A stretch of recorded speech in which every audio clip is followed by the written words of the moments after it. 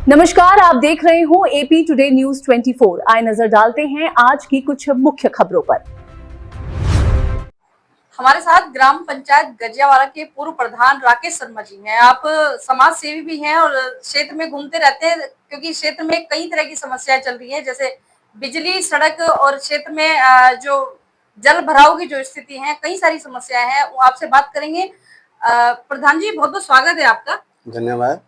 किस तरह की अभी जो बरसात चल रही है, किस तरह की समस्याएं आपके क्षेत्र में हो रही हैं? सर्वप्रथम तो मैं आपके चैनल को धन्यवाद कहना चाहूँगा कि आप ही लोग जो है हमारे क्षेत्र के मतलब जो ग्रामीण क्षेत्र हैं उनकी आवाज़ बने हुए हैं। मेन मीडिया तो जो है मतलब दूर क्षेत्रों में जाता नहीं है।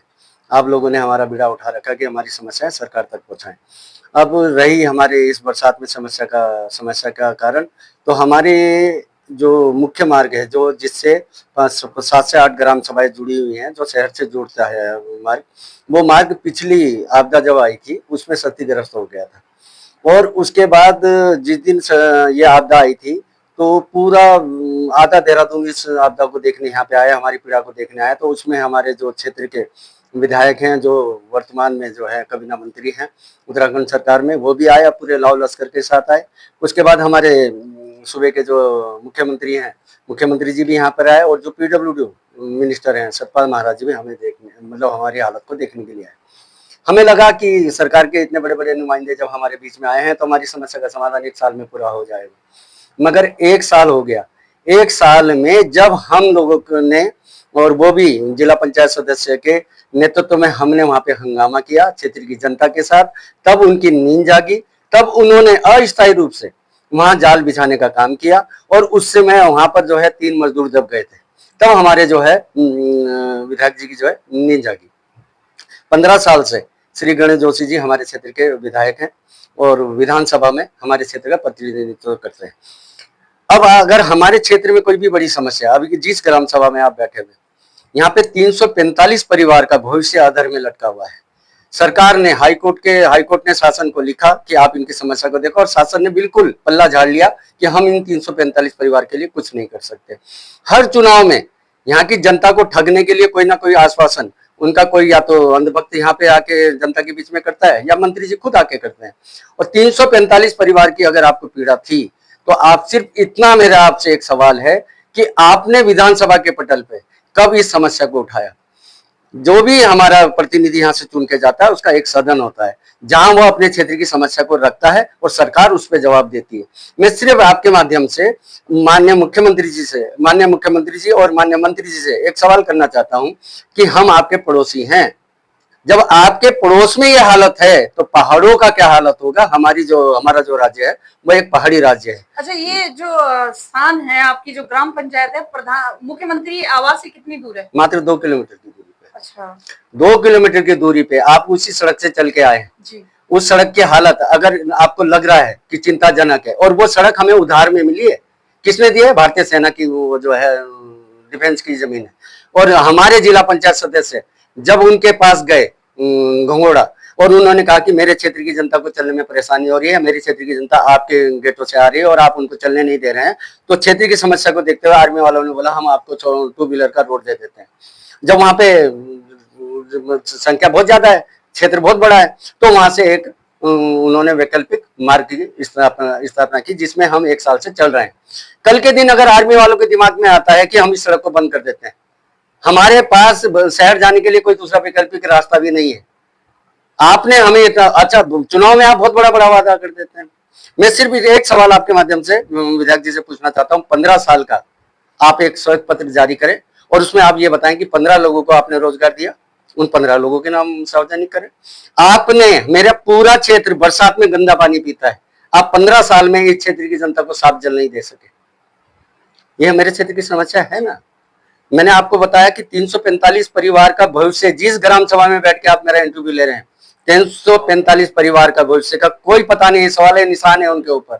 और अभी ये अंगेलिया का मामला है, अंगेलिया का मामला हाईकोर्ट में चल रहा है, वहां से क्या फैसला आता है क्या फैसला नहीं आता, किसी भी जनता को कुछ पता नहीं है, गुमराह किया जा रखा है पूरी जनता को। मैं सिर्फ इतना कहना चाहता हूँ, 15 साल के कार्यकाल में आपने एक विद्यालय बताइए विधायक मंत्री जी जो आपने मसूरी विधानसभा में खोला हो। अच्छा, आपने बताया जैसे कि ये समस्या है जी। कि चुनाव के समय पर जो बड़ी बड़ी बातें, बड़े बड़े वादे किए जाते हैं, उन पे कितना काम होता है? आपको क्या लगता है, सिर्फ चुनाव के टाइम पे जो बातें होती है वो सिर्फ बातें ही हैं, या चुनावी मुद्दे हैं जितने के जनता के बीच जाके जो संवाद किया जाता है वो कितना महत्व रखता है? जब सरकार अपने वादों को ही जुमला बोल दे, उस सरकार के सामने आप क्या कहोगे? सबसे बड़ा वादा तो सन 2014 में बहुत हुई महंगाई की मार, इस बार मोदी सरकार कहा था ना, महंगाई कहां से कहां पहुंच गई। कितने में था सिलेंडर, कितने में था पेट्रोल, कितने में थी गैस, आज का रेट क्या है उसका। जनता को एक बात सुनो, 90 लाख स्कूल जो है भारत में बंद हो गए सन 2014 से अभी तक। 90,000 सॉरी बंद हो गए ना। 3400 के लगभग तो उत्तराखंड में बंद हो गए। ये कॉलेज बना नहीं रहे, स्कूल बना नहीं रहे, बंद करने में लगे हुए हैं। एक हॉस्पिटल बताएं, उसको छोड़ दीजिए, सामुदायिक केंद्र बता दीजिए आप 15 साल में इस क्षेत्र की जनता को दे पाए।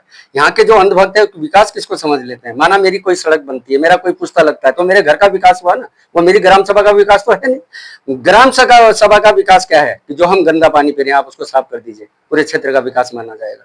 वो जो मुख्य सड़क है आप उसको ठीक कर दीजिए, वो पूरे क्षेत्र का विकास माना जाएगा। आप कौन से विकास की बात कर रहे हैं 15 साल में? एक विकास का नाम तो बताए। अगर मैं आपको चैलेंज के साथ कहता हूं, जब से भाजपा की गवर्नमेंट आई है, कोई एक मार्ग ये बताएं जिसे किसी इलाके को शहर से जोड़ा हो।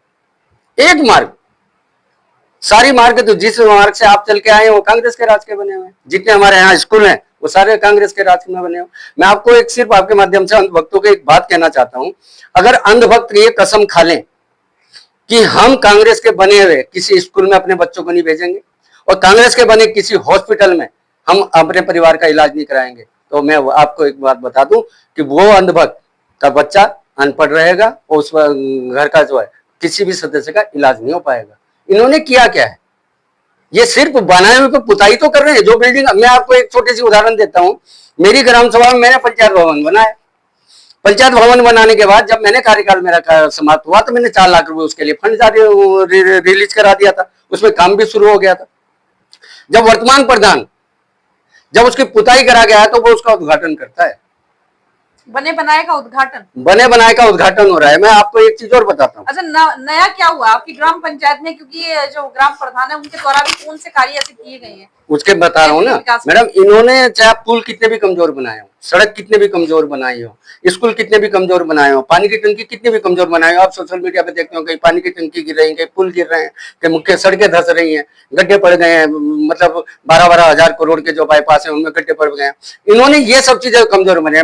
अंधभक्त बहुत मजबूत बना रखे हैं मैडम, उनका तोड़ कोई नहीं है। वो इतनी मजबूती से बनाए हैं कि उनका कोई तोड़ नहीं है। मैं आपको एक चीज बताता हूं, अभी हमारे जो मंत्री जी हैं, जो यहाँ के वर्तमान विधायक भी हैं, उनका कहना है कि मैं एक्समैन हूं, मैं आर्मी से वो हूं, मतलब एक्स सोल्जर। अभी 4 साल का हमारे अग्निवीर हैं, पहले अग्निवीर हमारे मंत्री जी, पहले अग्निवीर। और मैं आपको बताता हूं, एक ऐसा आर्मी सोल्जर जो आर्मी की नौकरी पूरी करके आया, एक मेजर की पोस्ट से रिटायर होके आया और उसके बाद वो डीएससी में गया, वहां भी उसने अपनी सेवा दी, देश की सेवा करी। उसके 2 भाई और वो भी भारतीय सेना में गए। जब उसकी मां गुजरी तो उनके पास एक प्रॉपर्टी थी पुरानी, वो थी 1100 स्क्वायर मीटर के लगभग। जब वो सड़क बनी, हमारी ग्राम सभा को एक कहते हैं कि ये कानून है कि अगर आप अपनी जमीन समाज सेवा में देते हैं तो समाज की जिम्मेदारी बनती है कि आपकी जमीन को पूरा करें। उसकी मां गुजर गई, वो आर्मी में थे, उनको जमीन के बारे में कुछ नहीं पता था। वो रिटायर होके आया।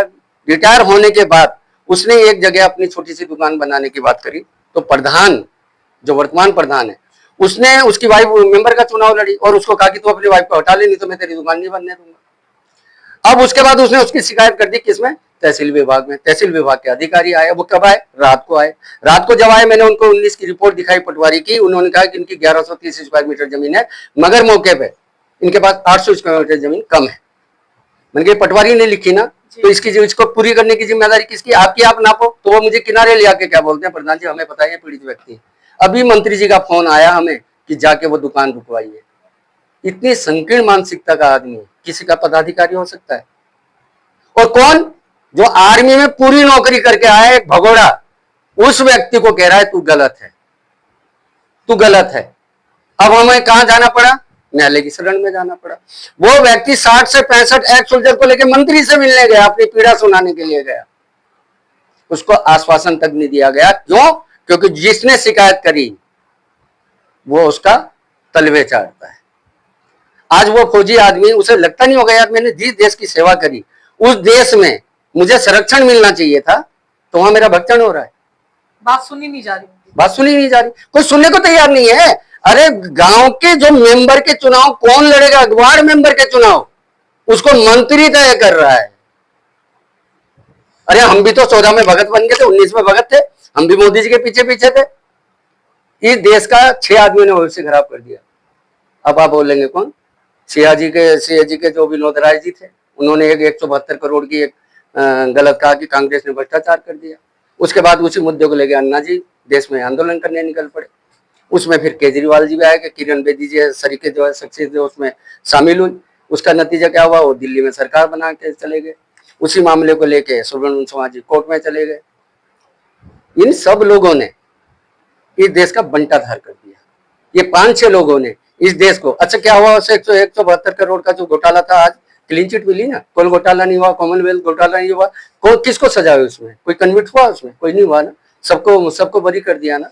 तो मगर उस समय सरकार ने फिर, अच्छा जो योगी जी और मोदी जी का नाम लिया जाता है ना, पर डे आरटीआई की रिपोर्ट है, पर डे योगी जी अपना चेहरा चमकाने के लिए 2 करोड़ 30 लाख रुपए खर्च करते हैं पर डे का खर्चा। और मोदी जी का जो पर डे का अपना जो खर्चा है चेहरा चमकाने का, वो है 1.5 करोड़ रुपए पर डे। अगर 14 साल का आप हिसाब लगाइए, जिस देश में आपने खुद माना कि 85 करोड़ लोग फ्री का अनाज पे जिंदा है, उस देश में एक मुख्यमंत्री अपना चेहरा चमकाने के लिए 2 करोड़ 30 लाख रुपए खर्च करता है, और उस देश का प्रधानमंत्री 2027 का जो अभी विधानसभा चुनाव होने जा रहा है, यदि आपके क्षेत्र में आप बता रहे विकास नहीं हुआ है, आपकी समस्याओं का निराकरण मतलब नहीं हुआ है, किस तरह का मतलब कदम उठाए जाएंगे आप लोगों के द्वारा, ग्रामवासियों के द्वारा? मैडम ये मेरे ऊपर आरोप नहीं है कि मैं कह रहा हूँ कि विधायक जी ने काम नहीं किया या सरकार ने काम नहीं किया। अभी उनका आंतरिक सर्वे आया ना, एक रिपोर्ट आएगी। अच्छा, आपके यहाँ पहले तो ये बता दो कि वोटर संख्या कितनी है आपके मतलब पूरे क्षेत्र में? अभी जो मैडम SIR चल रहा है। अच्छा। SIR में के बाद फाइनल रिपोर्ट जब आएगी कि फाइनल कितनी है, तो शायद आज उसका लास्ट चरण है। थोड़ी अनुमानित मतलब 1000 के लगभग हमारे पास है। हमसे बड़ी ग्राम सभा, जिस ग्राम सभा में बैठे, सबसे बड़ी ग्राम सभा यही है जिस ग्राम सभा में बैठे। अच्छा। यहाँ 1400-1500 के लगभग वोट है। अगर हम पूरा इलाके की बात करें तो 10-12 हजार वोट इस इलाके में, मतलब ये सपोर्टिंग वोट है, डिसाइडेड वोट तो नहीं है, सपोर्टिंग वोट है। मगर मैं आपको एक बात कहूँ कि अगर मेरे ऊपर आप कह रहे हैं कि आपके विधायक ने काम नहीं किया, मैं तो नहीं कह रहा हूँ। ये सरकार का आंतरिक सर्वे कह रहा है कि इस 47 विधायकों में से 32 विधायकों ने काम नहीं किया। मैं तो नहीं कह रहा हूँ, सरकार खुद कह रही है। अब ये अंदर खानी ये बात चल रही है कि इनके टिकट काटे जाएंगे, इनके टिकट काटे। ये आते हैं शहरी क्षेत्र से, शहरी क्षेत्र ग्रामीण क्षेत्र वालों की समस्या को क्या समझेगा। अब हमारा प्रयास यह है कि किसी ग्रामीण परिवेश के किसी व्यक्ति को जिसने इन समस्याओं को बहुत नजदीक से देखा है, ऐसे व्यक्ति को चुन के लाएं ताकि वो हमारी समस्या का समाधान कर सके।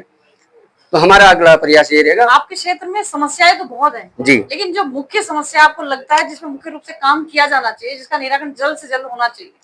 मैडम किसी भी विकास की धुरी वहां की मुख्य सड़कें होती हैं। आप हमारे क्षेत्र की किसी भी सड़क पर निकल जाइए, आपको लगेगा कि यहाँ के लोग किस तरीके से, मतलब हम जान हथेली में लेके चलते हैं। सुबह जब बच्चा घर से बाहर निकलता है ना, तो चिंता होती है जब तक वो घर वापस नहीं आता।